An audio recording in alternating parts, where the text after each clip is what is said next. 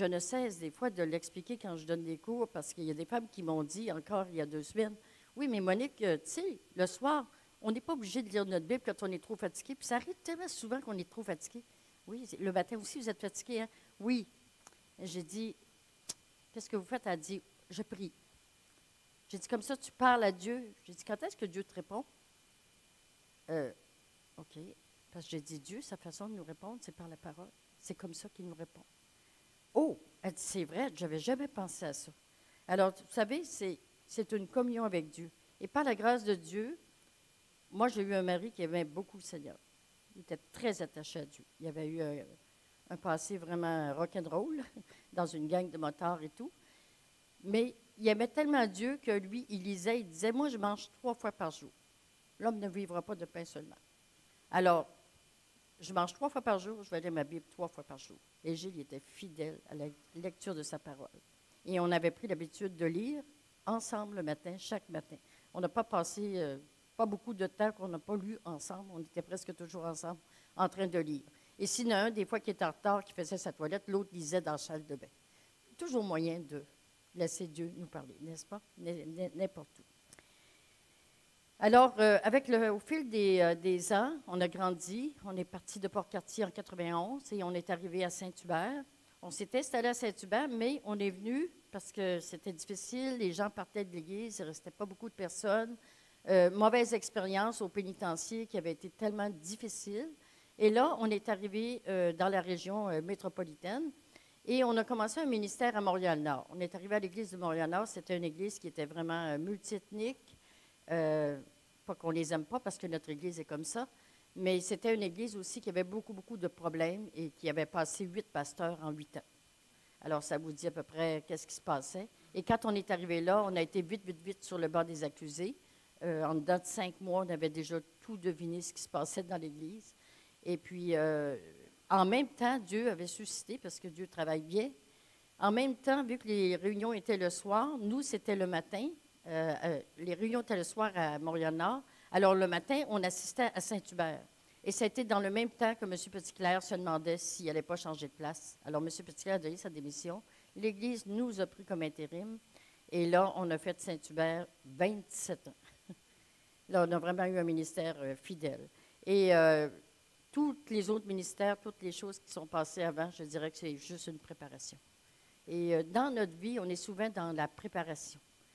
Ça me fait penser vraiment à Moïse, qui était 40 ans, que Dieu l'a mis complètement à part. L'apôtre Paul, Dieu l'a mis complètement à part aussi pendant 14 ans. Pas que ces gens-là n'ont pas continué à grandir, mais Dieu les préparait à un autre ministère. Et je pense que c'est comme ça dans toute notre vie. À travers les années, j'étudiais toujours avec Gilles. J'allais à Sembec quand je pouvais quitter la famille. Alors, j'allais à Sembec et là, je prenais des cours et je prenais aussi des cours ecclésiocentriques dans mon église. Moi, j'avais un rêve quand j'étais petite, je voulais devenir professeur. Mais le décès de mes parents, tout ça, ça a complètement cassé mes rêves. Mais j'avais vraiment un désir de dire, bien, j'aimerais ça, moi, enseigner un jour. Mais ça ne pouvait pas arriver, j'étais rendue à un âge un peu dépassé et je ne pouvais pas non plus retourner, faire des études, etc. J'étais toujours dans le nord du Québec. Mais j'ai commencé à faire mon bac en théologie et dans la dernière année, en 2001, 1999 à 2001, je suis allée travailler dans une grosse compagnie. Et là, ils m'ont formée, puis ils m'ont donné tout ce que j'avais besoin pour être dans la technique, rentrer dans le 20e siècle, 21e siècle. Et là, je suis rentrée dans le 21e siècle, et merci Seigneur, parce que Dieu avait suscité ça, mais j'étais à mon bureau, très bien salariée, et je me disais, qu'est-ce que je fais ici? C'est pas ça que Dieu a pour moi. Et j'ai parlé avec Gilles à ce moment-là, puis j'ai dit, qu'est-ce que tu penses si je quittais le bureau, puis j'irais terminer mon bac en théologie? Juste parce que je ne me sentais pas bien. C'est beau l'argent, mais ce n'est pas suffisant. Il y a plus que ça. Puis je sentais cet appel-là qui était intérieur, puis je me disais, il faut que j'obéisse à Dieu. Là, je suis en train de faire des choix. Est-ce que je vais faire le choix d'avoir une notoriété dans le monde, un statut social, ou est-ce que je vais faire le choix de servir Dieu, puis moins pareil? Mais j'avais vraiment cette envie-là. Alors, Gilles a dit, ben oui, écoute, il dit, l'argent, là, c'est pas ça qui est le plus nécessaire dans la vie. Et lui, il était d'accord avec moi. Et je peux vous dire qu'il était vraiment un encouragement. Gilles a été toujours un encouragement pour que j'étudie la Bible, toujours. C'était vraiment merveilleux. Alors, j'ai terminé mon bac en théologie en 2004. Et 2003, non, 2003. Et Gilles, dans le même temps, comme on était rendu à un moment où ça faisait longtemps qu'on était à l'église, puis on se demandait, est-ce que les enfants étaient partis de la maison? Est-ce que c'est le temps peut-être d'aller en mission? On est parti pendant 3 mois et on est allé en Belgique, on a remplacé des missionnaires et là, on était sur le milieu de la mission, on est allé visiter plusieurs églises. Gilles prêchait, des fois il allait son témoignage, etc., l'évangélisation avec les gens. Et quand on était là, on s'est comme rendu compte que c'était pas nous. Nous n'étions pas faits pour la mission, c'était pas notre endroit. Et Dieu remettait dans notre cœur encore plus la mission pour le Québec. Alors, nous sommes revenus au mois d'août 2003. Et là, quand nous sommes revenus, là, on a demandé à l'Église, parce que l'Église se demandait, est-ce que vous restez pas? On avait vendu notre maison, storé nos affaires. Et finalement, on est allé à l'Église et l'Église a dit, non, on veut vous avoir. Et on est rentré encore à l'Église cet hiver et on a continué jusqu'en 2018. Alors, je loue le Seigneur pour ça. Et pendant ce temps-là, bien, les choses ont changé. Là, le Seigneur m'a appelé à l'Association des Églises baptistes, où j'ai travaillé souvent avec Benoît, entre autres. Et j'ai travaillé avec le conseil d'administration, avec le directeur qui était là, Michel Habib. Ensuite, ça a changé pour Gilles Lapierre et aujourd'hui, c'est Louis Bourque. Et juste pour vous dire que c'était, encore là, c'est une formation parce que tu es formé à travers les gens que tu côtoies. Hein? Tu es pas mal formé. Et Dieu me mettait toujours en position avec des hommes. Ça, c'était assez spécial, mais quand même, Dieu a fait son chemin. Et pendant ce temps-là, en 2006, 2007, 2008, je me questionnais parce que je regardais un peu l'Église du Québec, puis je me disais, c'est drôle parce qu'on est appelé à grandir, à avoir la connaissance de Jésus-Christ. Puis comme j'étais dans le milieu de Sembec, tout ça, je voyais que tout était masculin.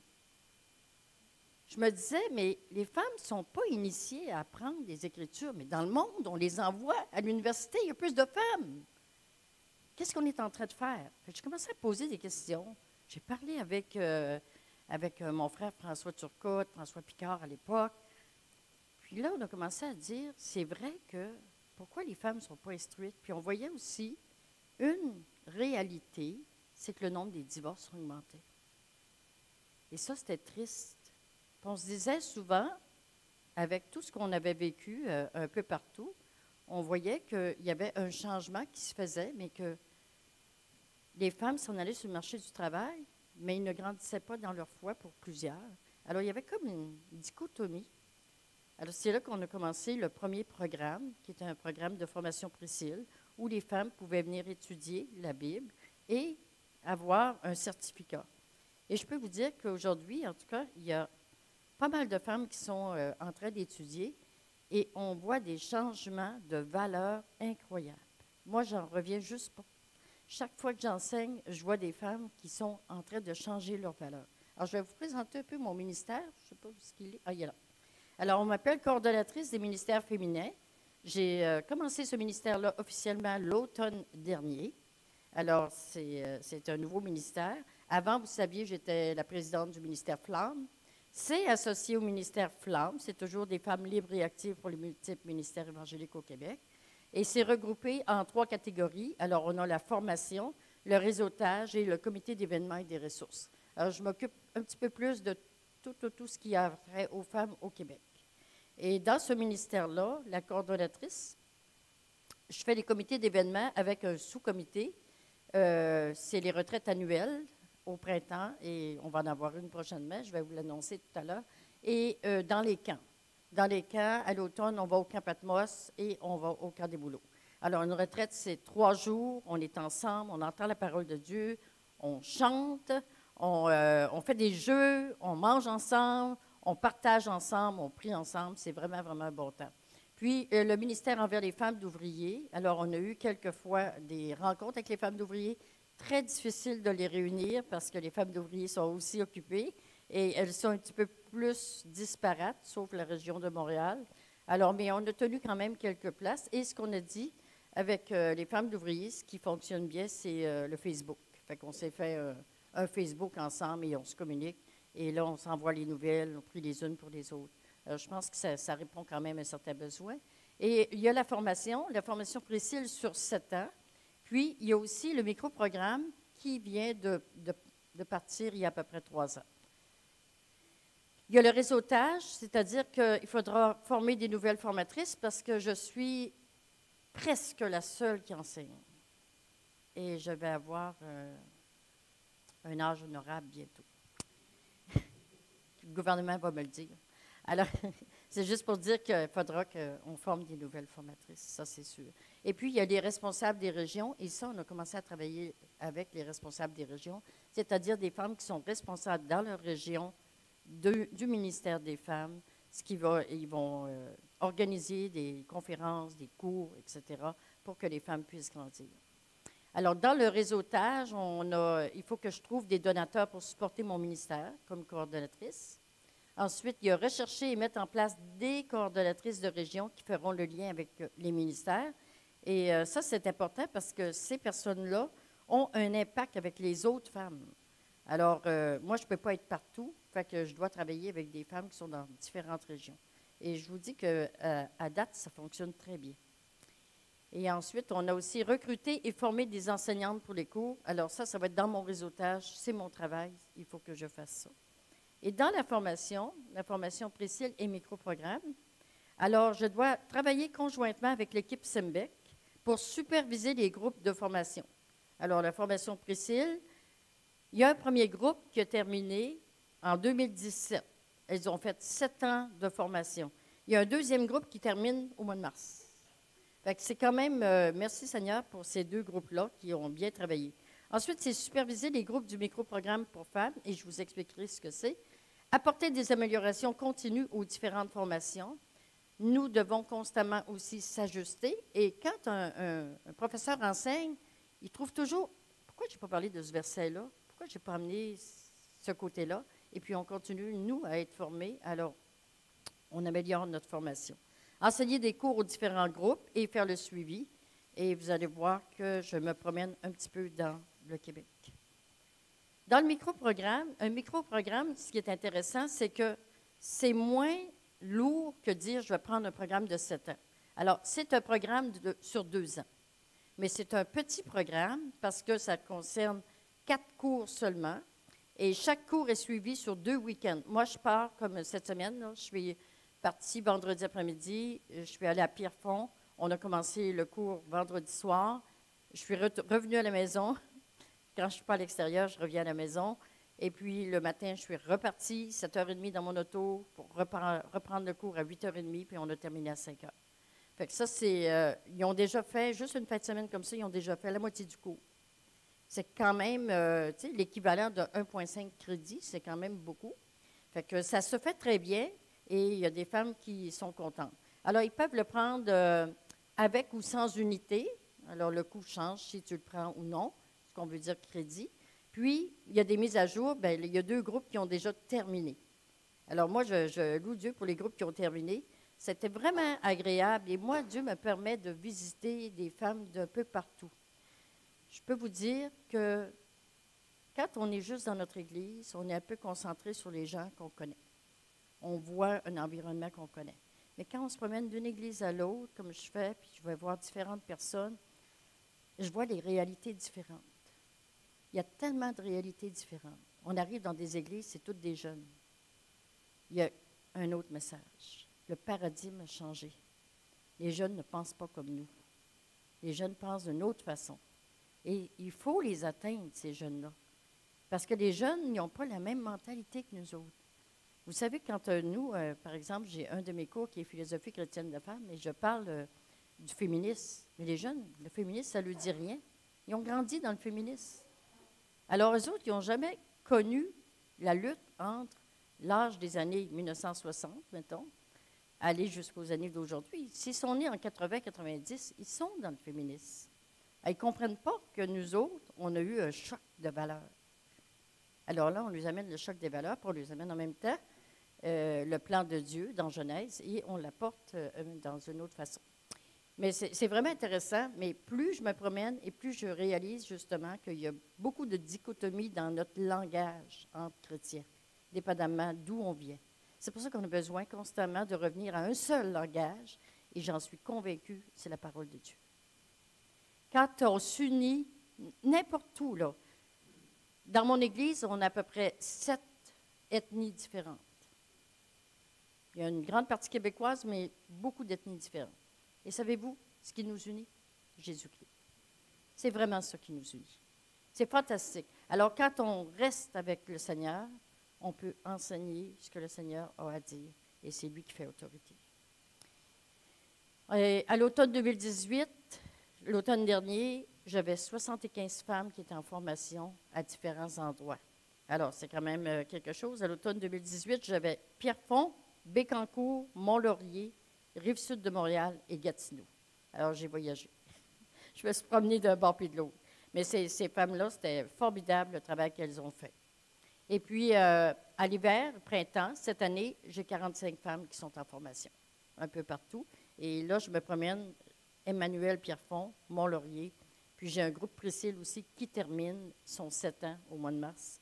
Et aussi la Rive-Sud de Montréal. Ce qui est agréable, c'est que c'est à côté de chez nous. Ça me prend 2 minutes d'y aller. On fait ça à mon église. Et on regroupe toute la Rive-Sud le lundi soir seulement pendant 10 semaines. Alors, on a fait le projet pilote l'année passée. Ça a bien fonctionné. On a dit, on va continuer ce programme-là. Et les femmes sont vraiment, vraiment intéressées. Les sujets du micro-programme, bien, philosophie chrétienne de la femme. On part à partir de la Genèse, puis on s'en va jusqu'aux féministes d'aujourd'hui. On fait un peu le portrait des différents personnages. C'est vraiment un éventail qui est très, très large. Je loue tellement Dieu, là, parce que les femmes doivent faire leur propre philosophie quand elles ont terminé le cours. Et je lis des témoignages de femmes qui disent, mais ça m'a délivrée. Moi, je pensais que Dieu était dur envers les femmes. Il y a des mentalités, c'est forgé. Il y a beaucoup de femmes qui ne se sentent pas libres. Ils pensent que, puis ils se le font dire, hein, souvent par les non-croyants, « Ah, être chrétien, c'est être restreint. » Mais non, être chrétien, c'est être libre. C'est pour la liberté que Jésus nous a franchis. Et là, ils comprennent la liberté. Et beaucoup de passages sont tellement mal expliqués. Alors, on enseigne la parole de Dieu et je bénis Dieu pour les changements qui se passent. Le deuxième, c'est la femme dans son milieu de vie. Ici, on travaille à un niveau encore plus large. On regarde, par exemple, le fondement. C'est quoi le fondement de notre vie? C'est quoi que Dieu s'attend de moi? C'est quoi sa volonté pour ma vie? Ensuite, on travaille sur la vision du monde. Mais pourquoi on pense différemment? C'est quoi les mentalités dans le monde? C'est quoi la mondialisation? Savez-vous, c'est quoi la mondialisation? Des fois, on ne se pose pas la question. Mais on vit dans un monde qui est chaotique à l'heure actuelle, le genré qui est rentré en plus, et le cannabis hein, au Québec et un peu au Canada. Et on voit qu'on est dans des changements et il faut les aborder, ces changements-là, parce que si on ne les aborde pas, les gens, c'est ça qu'ils vivent dans leur quotidien. C'est ça qu'ils vivent avec leurs enfants qui vont à l'école. Alors, on a besoin d'aborder les vrais sujets. Ensuite, les femmes, ce qu'ils font, c'est qu'ils font aussi leur historique de vie. Qu'est-ce qui est arrivé dans ma vie pendant 40 ans? Qu'est-ce qui est arrivé dans ma vie pendant 50 ans? Quels ont été les éléments marquants, les éléments qui m'ont marqué, que j'ose pas dire à personne, mais ça a été un événement marquant, joyeux ou malheureux. Et qu'est-ce que je fais avec ça? Quelle constatation que j'en fais pour le reste de ma vie? Et comment je vais bâtir ma vie pour le futur? C'est quoi je veux être dans 5 ans? C'est quoi je veux être dans 10 ans? Moi, j'ai moins d'années, là, je vais mettre 5 ans à la fois. Mais qu'est-ce que je veux être plus tard? Puis qu'est-ce que je fais pour arriver là? Peut-être que, tu sais, souvent, dans les cours que je donne, les femmes disent « J'ai jamais été régulière dans ma lecture de la Bible. » Bien, j'ai décidé de le mettre comme un objectif de vie. Je ne dois plus me passer de Dieu. Et là, ça fait partie de leur objectif et je vois des changements. Parce que quand on s'approche de Dieu, qu'est-ce qui arrive? On est rayonnant de joie. Alors, notre vie change. C'est merveilleux. Alors, la parole de Dieu vient, les affranchit, leur donne la liberté, la joie et la paix, peu importe les circonstances qui arrivent.